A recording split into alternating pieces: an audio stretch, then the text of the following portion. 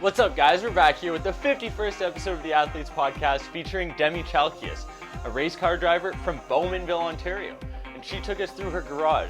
This interview took place on day 5 of the Athletes Podcast tour, and she showed us everything. She showed us the car she drives. She showed us the one that she took right into the wall, going 150 kilometers an hour. We did everything. She's an amazing person. This is episode 51 of the Athletes Podcast, and I hope you guys enjoy this interview. Here we go. Welcome, how can I help you? Hi there, can I get 3 iced caps made with chocolate milk, please? What size? We'll go with mediums. On a diet.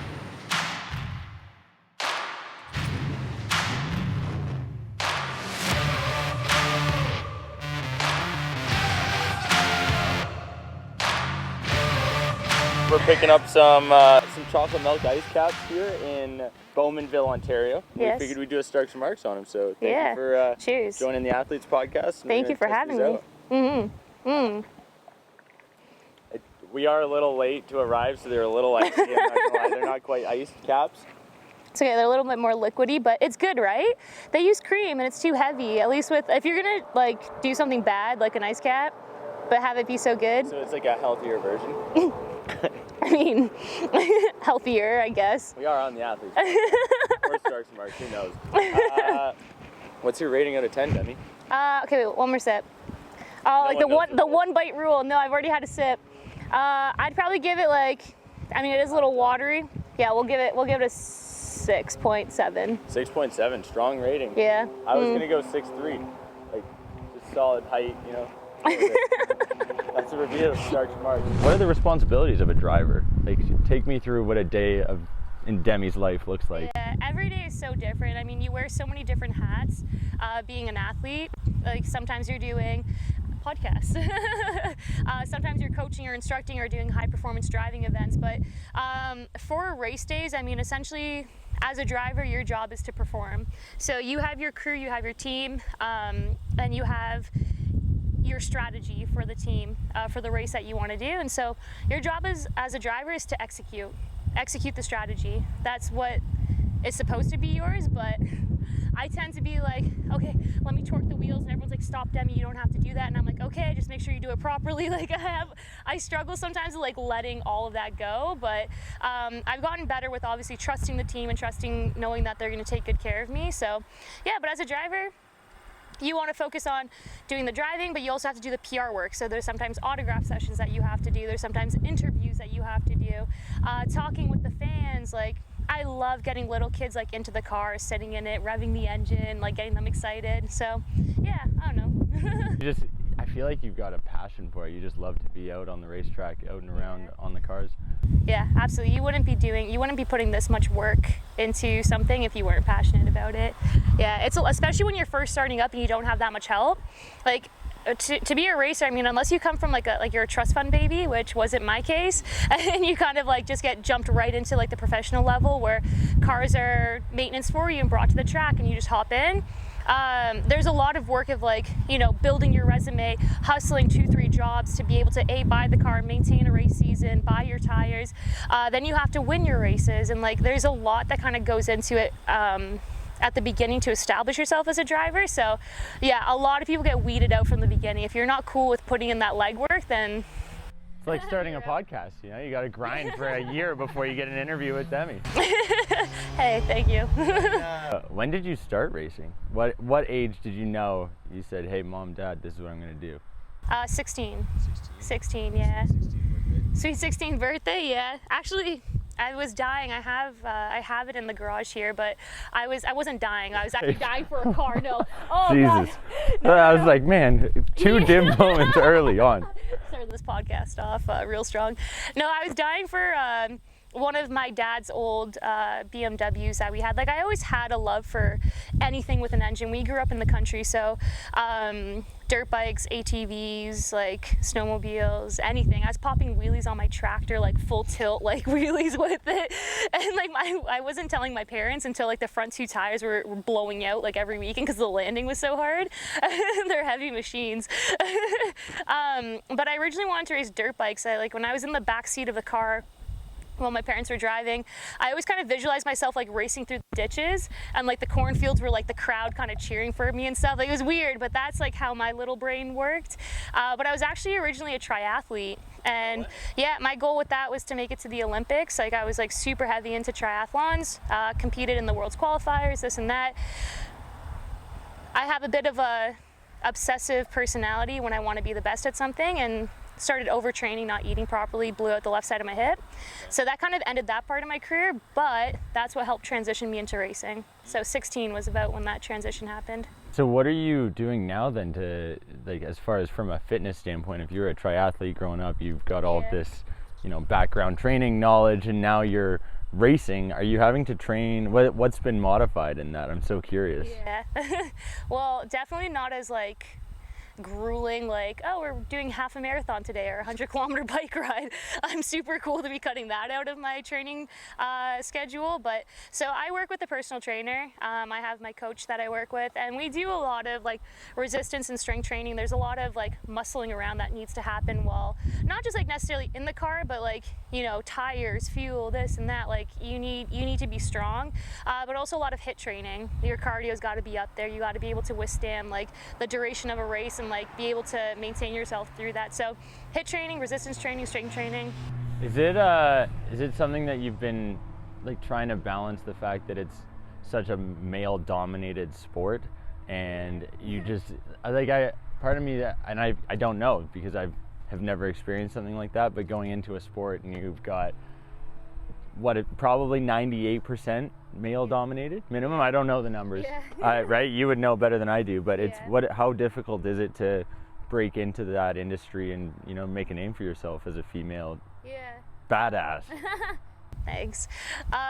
It's funny because when I first started racing, I never really thought much of it being a female, but then you get to like the driver meetings and you kind of look around and it starts to hit you like, damn, like I am the only girl here, you know what I mean? And then my first season out there, I was making podium, I was winning races, and you could start to feel like I don't want to say anger, but like egos maybe kind of come into play, like, who's this new girl coming here? I was very young, and so they start protesting my car. For everything and anything, like, oh, her roll cage looks too thin, you know, trying to get my car disqualified or to have to be rebuilt and stuff like that. But one thing that I did learn over the years was being a female makes me no different than being a male when you're inside the car, but you definitely have to work harder for your respect, and you have to continue working to withhold it. I feel like now when I'm at the racetrack, it's like, Demi, what's up, but certain people still have that, like, well, like, I don't know, they're not overly happy that I'm there and that I'm winning. So I mean, I don't know, you just got to work harder, you got to keep your head down, work for your respect, and maybe you have to work a little bit harder, but it's all good. Like, I'm cool with the challenge, bring it. I just have never felt a sport that demanded so much out of me, mentally and physically.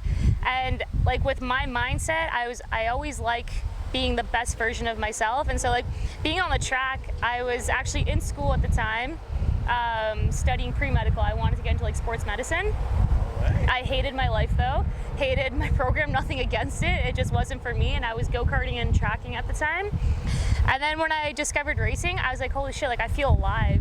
Like I feel like it just released like this inner beast that just like wanted to like be released, and it just pushed me. It wanted me to be the best version of myself. What goes through your head? Starting line, you've got the flags roaring out there, and you know when it starts. Take us through what's going through your head. I'll take you guys through my first ever race, because that's when like the emotions were just like so heavy. I remember coming up to grid just feeling confused, like not confused but interested, and like just like looking around being like, oh, okay, is this how these things go, and like just kind of like interested in everything. And then you head out, the pace car takes you out, and you start warming up your tires. So you're warming up tires. Pace car leaves, you all start bunching up, and I'm like, holy shit, like we're about to start, we're about to go, this is real life. and you're coming, you maintain pace, all of a sudden green flag drops, and everyone's like, "Wah!" And you're just like on throttle, and everyone's like, you're just diving into this first corner. And I just remember being like, okay, like it's going, like my heart started racing. I'm like, holy shit, this is real life. And like you're going through the racetrack, and like I literally started like laughing at myself for a split second because I couldn't believe like how my body was reacting. I was like a pregnant lady in labor, like just like all the adrenaline, all the feelings. It was like the craziest thing. And I was battling for first, and I came second my first ever race. I made podium. Like, no big deal. Yeah, my first ever race, and it was just like the emotions were just so insane. Like, and when you get that checkered flag, like it's mixed emotions when you get the checkered. If you're the first to see it, it's the greatest feeling in the world. Like you feel like you're on top of the world. But if you're battling and you fall short of anything first, in my mind, it's kind of like I wish I had more time. Like you're pissed when you see the checkered almost. So yeah, it's one of those sports where like emotions are just insane underneath the helmet. So not having to actually physically exert yourself as far as pushing weights, as far as racing, how are you, like, the emotion that you just showcased there was incredible. Yet there's such a difference between, you know, your stereotypical athlete like a basketball player or a football player, for instance. You're behind the car, the car's doing the work, you're doing all the mental aspect. How are you balancing that, and how does it feel? Yeah. How disappointing is it if your car doesn't perform and it's not even something that you can't even control? Sure. With all due respect, I am going to correct one thing that you said. Please do. The car, that's okay. The car's not doing all the work. We control everything the car does. Okay. So yes, of course, the car has the engine and it's working for us. But every little tweak that car is doing, every little part where we transfer the weight, we're doing for the car. So there's a lot of thinking. Like you use your butt for a lot of feeling. Like when you feel the car start to kick, or you feel you're coming into a corner and you're like, shit, I got to load the back right tire. You got to know exactly what to do to get that weight to transfer back there, so that you're coming to the corner and you're going to be planted and go through it. Like you're thinking mechanical grip, you're thinking strategy, you're thinking like so many things, but eventually it all comes naturally. So in essence, it does feel like maybe the car is doing the work, but having mechanical failures like what you're talking about, where I can't control what the car does, don't even get me started. This year I've had 2 blown engines, and I'm fighting for the championship, and I'm determined to get it. I still have my chance of getting it, but I was dominating for it. This season I started off with 4 consecutive wins. Boom, boom, boom, boom. 4 consecutive wins, like just wicked start to the season, dominating for the championship. And then during one of my races, boom, the engine just grenaded. Nothing you can do about it. It's luck of the draw sometimes, you know what I mean? And so having that feeling, it's devastating, it's gut-wrenching. It's like, but like I didn't even do anything. you're like, why? But the first engine that grenaded, you know, I said, okay, well, things happen. You gotta take the good when it comes, and you gotta be graceful when the bad comes, you know what I mean? So I decided, I quickly unharnessed myself, jumped out of the car because I didn't know if it was gonna catch fire, hopped over on the guardrail, and I cheered my competitors on. I said, you know what? They're out there, might as well just encourage them to have a good race. So, you know, you're cheering them on, clapping them, like, go, get them, get them, get them. And you kind of take it one step at a time. I said, don't worry, I'll be back out next race weekend. You know what I mean? So mechanical failures suck, but they happen, and you can't be a sore loser about it. You gotta be able to kind of take the good and the bad. And you said that, you know, that there's different things that you're controlling on that car. How many different controls, for instance, are in there? Is there like 40 different buttons that you'd have to press, or what's it? Isn't an F1 steering wheel? No, no, it's not necessarily how many like buttons you have to control. Like you have your push to talk, and in my other race car, not this one, you know, you have your certain flicks that like switches that you flick before the race to start certain things on it. But by no means are you sitting there kind of pushing stuff to control the car. It's just driver. Right. So I'll introduce Frankie to you guys. Yes.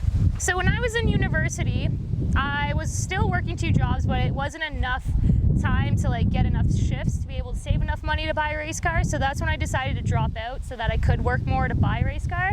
And this was the guy that I was able to save up and buy. Wow. Yeah, so this is a BMW E36.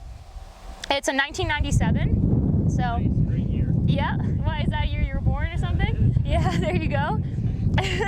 This is actually the car that I used to establish my name, show people what I was capable of doing. And this car will forever mean the world to me.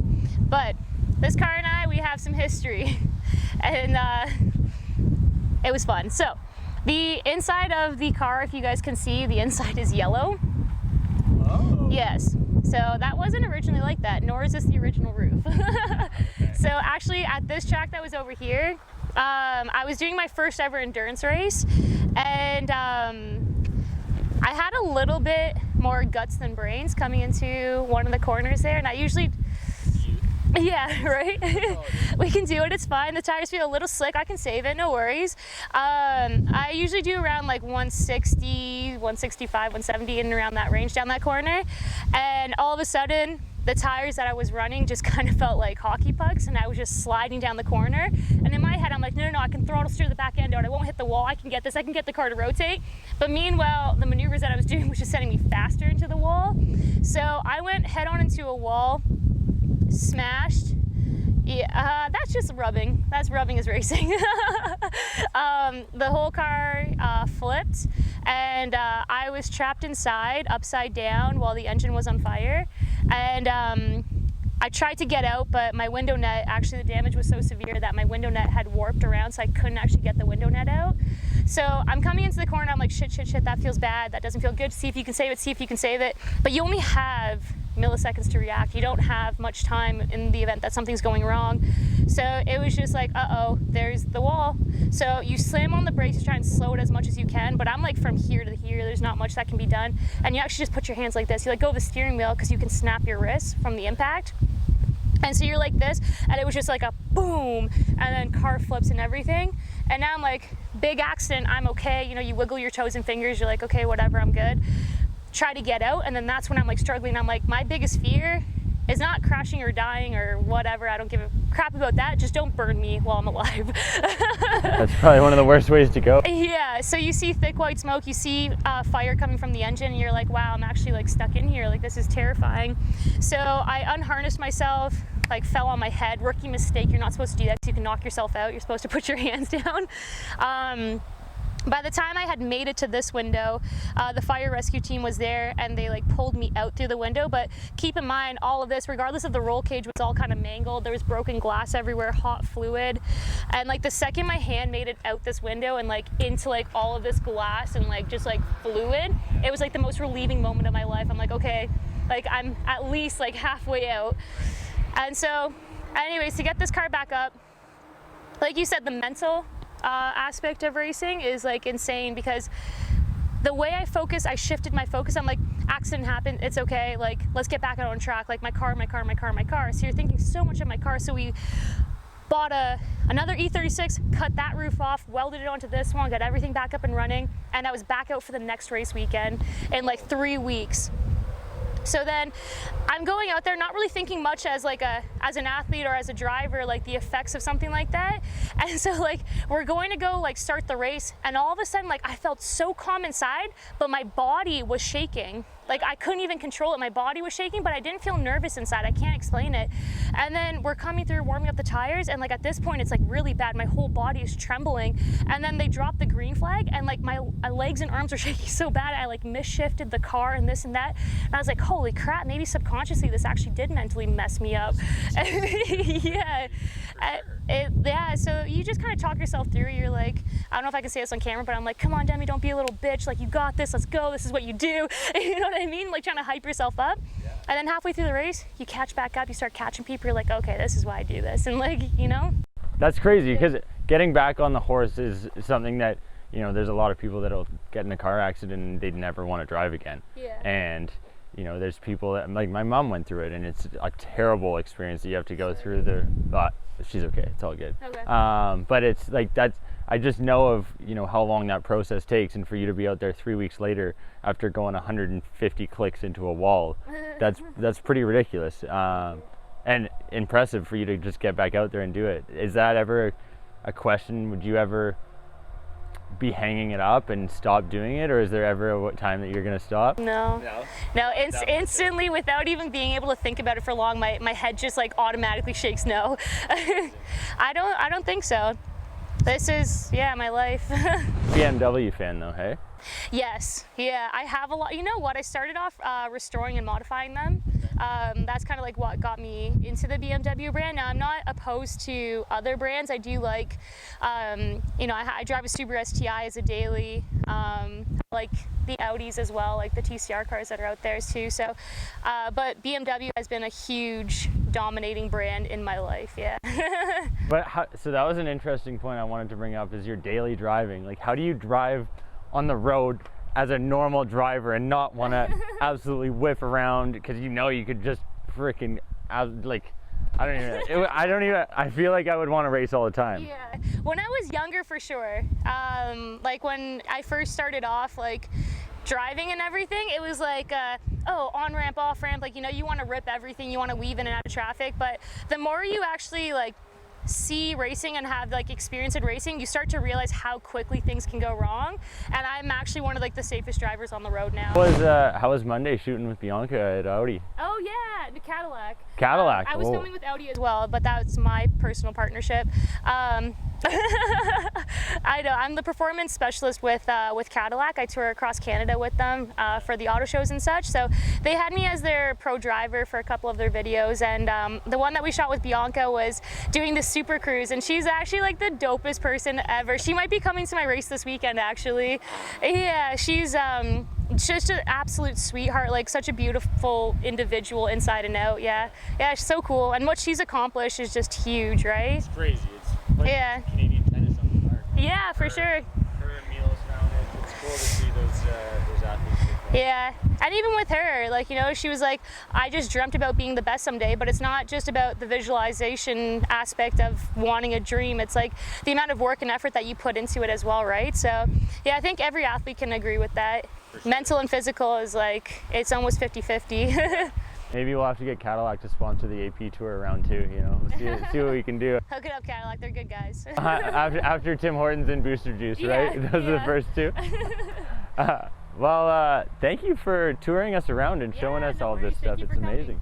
We really appreciate it here on the Athletes Podcast, and we're excited to be able to come out to a race maybe if there you go. We'll be up maybe not after this weekend. You know, it's been a long week here on the AP Tour, but we'll definitely have to come out and watch. September 19th and 20th, I'll be racing with my my other race car over there, fighting for the championship, so it'll be good. Where's that at? CTMP, right here. Yeah. Well, we might have to do it, and we might have to drop this episode on the Athletic Thursday that's before that. When is that? By September 17th. COVID. Peace.